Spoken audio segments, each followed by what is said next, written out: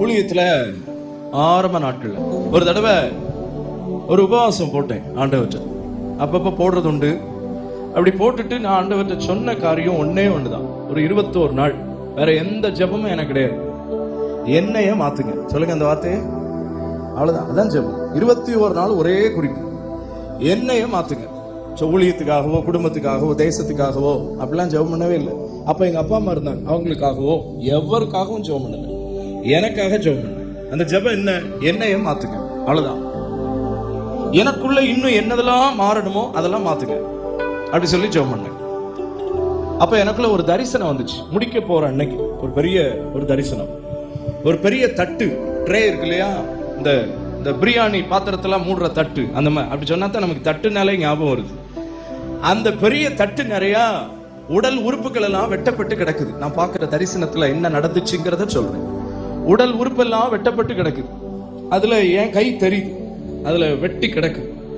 அந்த நாட்கள் என்னுடைய ஜெபம் பைபிள்ல பாத்தீங்கன்னா பல பலிகளை குறித்து சொல்லியிருக்கு. அதுல ஒண்ணு சர்வாங்க தகன பலி. சொல்லுங்க, என்ன பலி அப்படின்னா என்ன அர்த்தம்னா, சர்வ அங்கங்களையும் தகனிக்க கூடிய பலி. அவ்வளவுதான்.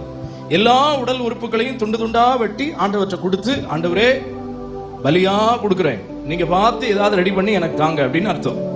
அப்படி நான் ஜெபம் பண்றேன். நான் ஜெபம் பண்றதை கர்த்தர் அப்படி காண்பிக்கிறார். ட்ரேல உடல் உறுப்புகள் எல்லாம் குமிச்சு கிடக்குது. அதை தூக்கி ஒருவர் கொடுக்கிறார், ஒருவர் வாங்குறார். கொடுக்கிறது என் கை தான் தெரியுது. சில ஆக்சிடென்ட்ல, கார் ஆக்சிடென்ட், 2 வீலர் ஆக்சிடென்ட்ல சில தழும்புகள் உண்டு என்னுடைய சரீரத்துல. அதை வச்சு நான் உறுதிப்படுத்துறேன், எஸ் இது நான் தான் கொடுக்கிறேன். வாங்குறவர் யாருன்னா, வானத்தையும் பூமியும் படைத்தவர். ஒரு திரள் மேகம் வெண்மையா இருக்கு, அதுக்குள்ள இருந்து 2 கை வருது, இந்த ட்ரேயை வாங்குது. முழிச்சிட்டேன். அன்னைக்கு கடவுள் எனக்கு கொடுத்த பாட்டு தான் இப்ப நீங்க பாடின பாட்டு. எனக்காக வாழாமல் உமக்காக வாழ்ந்திட. கைகளை உயர்த்தி ஆமென் சொல்லுங்க. இந்த பாடல் பாடப்படுகிற எல்லா இடங்களிலும் ஒரு பெரிய அர்ப்பணிப்பை கர்த்தர் கொடுத்து கொண்டே வருகிறார். என்னுடைய முகநூல் நண்பர்கள் பலர் சொல்லுவாங்க, இந்த பாட்டை பாடிதானே நான் ஊழியத்துக்கு என்னை ஒப்பு கொடுத்தேன், தான் தோன்றித்தனமா சுத்திக்கிட்டு இருந்தேன், இந்த பாட்டை கேட்டு கேட்டு ஆராதிக்க பழகினதுக்கு அப்புறம் என் வாழ்க்கை மாறினது என்று சொல்லக்கூடிய சகோதரிமார் உண்டு, சகோதரர்கள் உண்டு.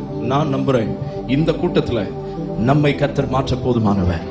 என் சித்தம் அல்ல, பாடுங்க, உம் சித்தம் நாதா தருகிறேன் உம் கையிலே.